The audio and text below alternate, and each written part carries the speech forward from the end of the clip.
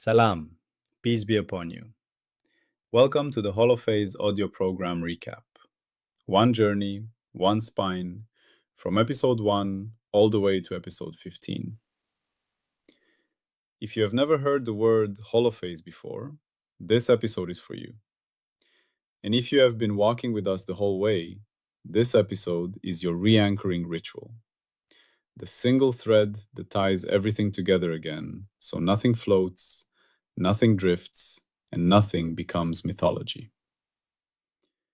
Here is the promise of Holophase, stated plainly. Reality is readable. Not as poetry, not as mood, not as personal interpretation. Reality is readable as structure. And Holophase is a training program that teaches you how to read it, how to test it, how to falsify it, how to standardize it, how to refuse what cannot be justified, and how to build a civilization-grade discipline where public knowledge becomes lawful instead of tribal. Holophase has two faces, and you must never mix them. The first face is public reality, what we are allowed to claim together in a way that can be audited and reproduced. The second face is ontic reality, what reality is underneath all claims, the single underlying root. Holophase is powerful because it builds the first face before it dares to speak confidently about the second. It earns its right to talk. Now, let us begin the journey. We begin with a simple scene that looks ordinary until you see what it hides. Two people stand beside a river in a remote valley. They point at a stone and say, "That stone is there." That agreement is the miracle every science depends on, and yet almost nobody has ever explained properly. How can two separate minds point to one world and agree? What makes public truth possible at all? Holophase begins there, not with atoms, not with energy, not with spacetime, but with the precondition that makes shared reality possible. Episode 1 is called The Birth of the Single Root. Episode 1 asks you to drop the usual picture of reality as a zoo, a cupboard full of separate objects and forces and fields and dimensions. Episode 1 invites one audacious working hypothesis. Reality might be one continuous underlying order, and everything else might be expressions of it. Holophase names that candidate root phi, the holophase. But right away, Holophase protects you from a mistake. Phi is not a substance. Phi is not energy. Phi is not a field living inside spacetime. Phi is not a magical ghost behind matter. Phi is introduced as something cleaner and deeper. Phi is cyclic comparability, the permission for difference. Before anything can be something, it must be possible for it to be different from something else. If nothing can be compared, nothing can be known. So, Holophase starts from comparability, from distinction, from the permission that a this and a that can exist in a meaningful way. Episode 1 is not asking you to believe. It is asking you to adopt a new posture. Do not begin from things. Begin from order. Begin from the possibility of public distinction. Then episode 2 arrives to dismantle the first comforting slogan. People say, everything is energy. It sounds deep, it sounds scientific, it sounds final. Holophase says, it is not final. Energy is already a report. Energy is a ledger. Energy is bookkeeping. Energy is a quantity that assumes you already have lawful comparison, lawful measurement, lawful structure. Energy assumes change. Energy assumes a system description. Energy assumes a way to count consistently. So episode 2 asks a devastating question. What must exist before energy is even definable? And the answer is the same answer as episode 1, but now sharper. Comparability must exist first. Distinction must exist first. So the program digs beneath the slogan and says, our foundation must be something that makes measurement itself possible. This is the second posture shift. We do not treat scientific quantities as ultimate. We treat them as readouts from something deeper. Then episode 3 arrives, and something becomes readable. Because Holophase does not claim we can grab phi directly. Holophase claims something subtler. Phi becomes public only through how it changes. That is where the program turns calculus into everyday language. Not by making you do equations, but by changing what derivatives mean. A derivative becomes a question reality answers. How fast is phi changing here? How differently is phi behaving there? How does change propagate? You cannot see wind, but you see leaves bend. You cannot touch melody, but you hear rhythm and shape. You cannot hold phi, but you can read its variations. This is where Holophase introduces the first great signature of the entire program, the triunity. Time, space, and motion are not separate containers. They are three readouts of one underlying change pattern. In your canonical language, we say it like this. Omega is cadence, the temporal rhythm of change. Kappa is texture, the spatial variation of change. Nu is transport, the kinematic movement of change. But we must be strict, even in storytelling. Omega, kappa, and nu are not separate substances. They are three shadows of one derivative stem. And the reason this matters is because it destroys a hidden addiction. Human thinking worships containers. We imagine time as a river. We imagine space as a room. We imagine motion as something happening inside them. Holophase says stop. Time, space, and motion are not rooms. They are readouts of structure. Episode 3 also installs a cultural rule that becomes permanent. If a claim cannot fail, it is not science. Holophase invites falsification early. You do not protect your worldview by interpretation. You protect your worldview by giving it a clean way to die. Then episode 4 arrives to deepen what change means. Many people, once they hear triunity, think they have reached the end. They think cadence, texture, transport, that's enough. Holophase says, the universe has more grammar than letters. Reality is not exhausted by first change. There are changes of changes. There are higher order patterns. There are bending and twisting and acceleration-like and curvature-like features, not as imported forces, but as deeper layers of the same root being differentiated. Episode 4 teaches you a simple but profound idea. The deeper you look, the more structure appears. Zoom into a leaf and you find cells. Zoom into cells and you find molecules. Zoom into molecules and you find atoms. Zoom into atoms and you find deeper patterns still. Holophase turns that intuitive zooming into a formal principle. Phi can be differentiated again and again, and every new derivative order is not a new thing added to the universe. It is a finer question asked of the same root. This prepares the mind for the master tree. Then episode 5 arrives, and it finishes the ancient prologue humanity has been trapped in for thousands of years. The prologue about dimensions. Humans treat time and space and motion like sacred containers.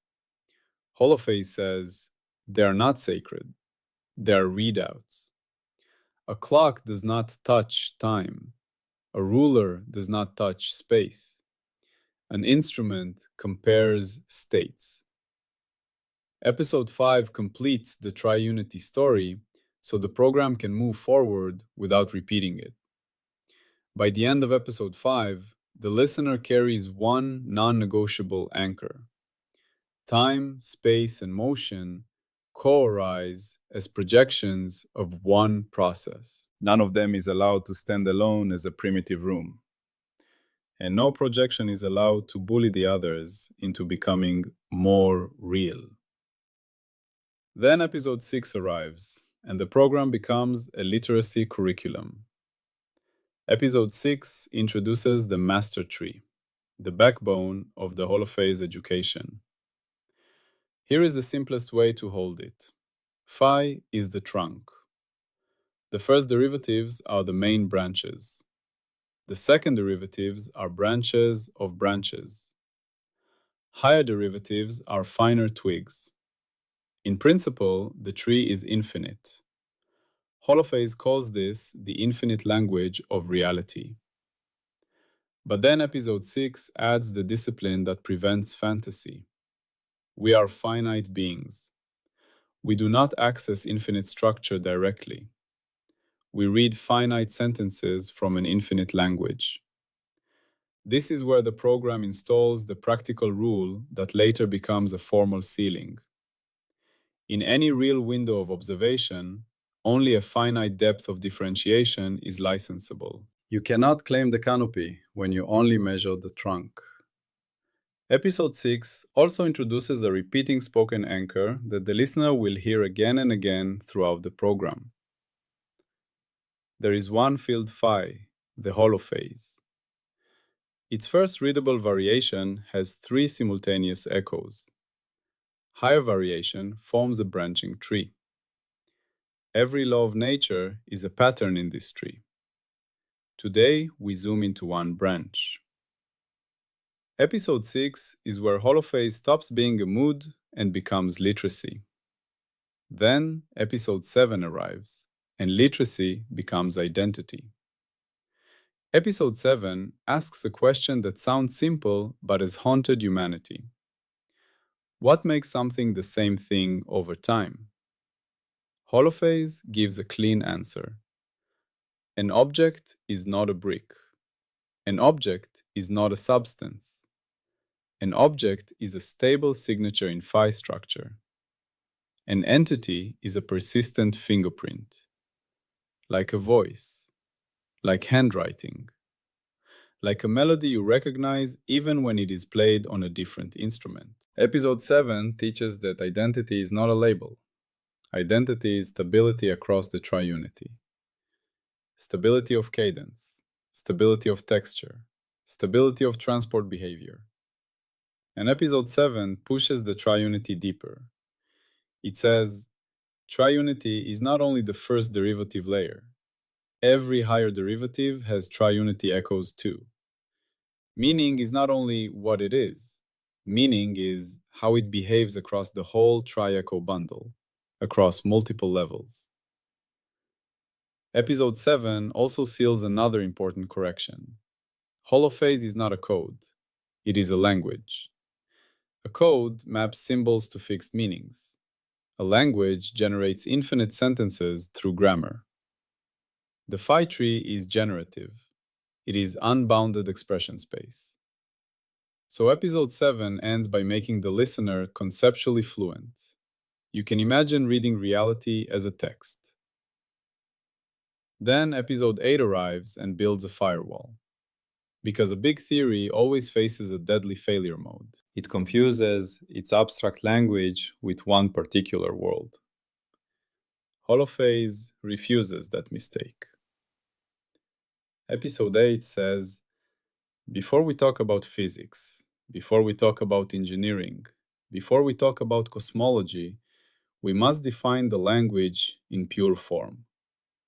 Phi is treated abstractly as a mapping into a circle-valued space of comparability. No spacetime assumed, no dynamics assumed, no particles assumed. Episode 8 installs representation independence. Two people can write the same sentence in different handwriting, and it is still the same sentence. Holophase says scientific meaning must be independent of the chosen description. So episode 8 develops canonicalization, the idea of a standard form that prevents people from winning arguments by changing notation. Episode 8 is the anti-confusion firewall. It makes universality possible without hype. Then episode 9 arrives and turns the language into a production engine. If episode 8 defined what a sentence is, episode 9 asks, how does one sentence lead to another? How does a universe unfold? Episode 9 frames physical law as grammar. Laws are not decrees, they are constraints that survive. Most imaginable patterns collapse under inconsistency, instability, or non-repeatability. The patterns that remain, the patterns that reproduce, the patterns that hold under stress, those are the laws. Episode 9 reframes cosmogenesis as language unfolding, not a childish explosion story. A universe is like an initial sentence unfolded under lawful grammar. Different initial sentences under the same grammar would yield different universes, just as different openings in a chess game yield different games. And episode 9 makes prediction and falsification permanent. Every grammar rule must have a prediction footprint. Every grammar rule must have a falsifier. You do not protect the rule, you protect the scientific discipline. Then episode 10 arrives, and the program becomes civilization-facing. Episode 10 asks, if reality is readable and writable as phi structure, what does it mean to engineer responsibly? And Holophase gives a ladder. Literacy must come before measurement. Measurement must come before standardization. Standardization must come before programming. Programming must come before intervention. Intervention must come with safety and ethical gates, and everything must be archivable and auditable. Episode 10 is where Holophase stops being a private dream and becomes a public discipline. It says, you do not get power without discipline. You do not get to engineer what you cannot measure. You do not get to claim universality without standards. You do not get to hide uncertainty. You do not get to skip failure modes. Holophase installs refusal as a virtue. If coherence is too low, you refuse. If identifiability is too weak, you refuse. If uncertainty cannot be priced, you refuse. If invariance fails, you refuse. Episode 10 ends with a mature image. This is not conquest, it is conversation. Now the next arc of the program tightens the discipline further, episodes 11 through 13. This is where Holophase becomes compiler clean. Holophase stops speaking like philosophy and starts speaking like a legal language. It freezes what counts as a sentence. It freezes what tokens are allowed. It freezes what invariances are mandatory. It freezes what domains are legal. It freezes what kinds of claims are prohibited because they smuggle new primitives. This is where your pure phi language emerges, the PS0 clean alphabet of what is allowed to be said before any story of becoming. The program makes a radical demand. If your claim cannot be rewritten using only the allowed tokens, then it is not a scientific claim inside Holophase. It may be poetry. It may be belief. It may be private intuition. But it is not certified public structure. This is where Holophase installs the circle-valued nature of phi in full seriousness. Phi lives on a circle of comparability, and from that circle, something astonishing happens. Integers are born. Because closure forces whole numbers. Walk around a mountain and come back to where you started. That is one loop, not 1.17 loops.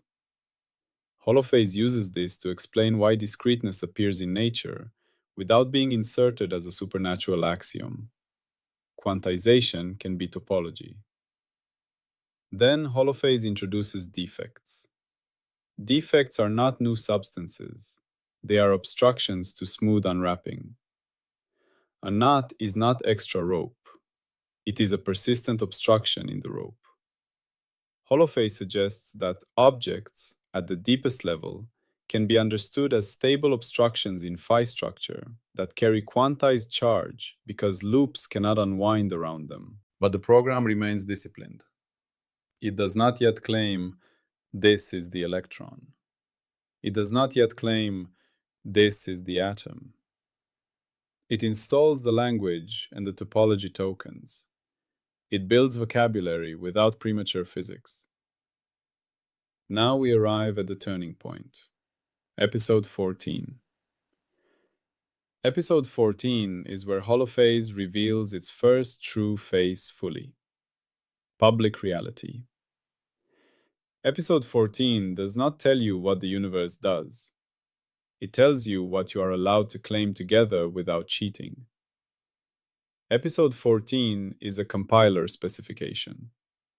It takes in comparisons inside a finite window of observation, and it outputs one of two things: certified structure tokens or refusal certificates.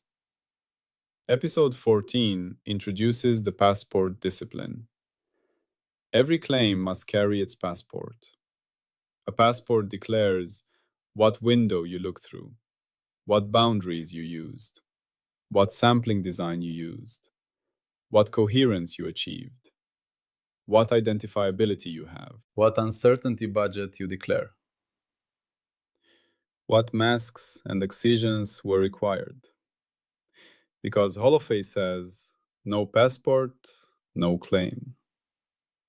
This is not harshness, this is survival. Without passports, human beings turn science into mythology.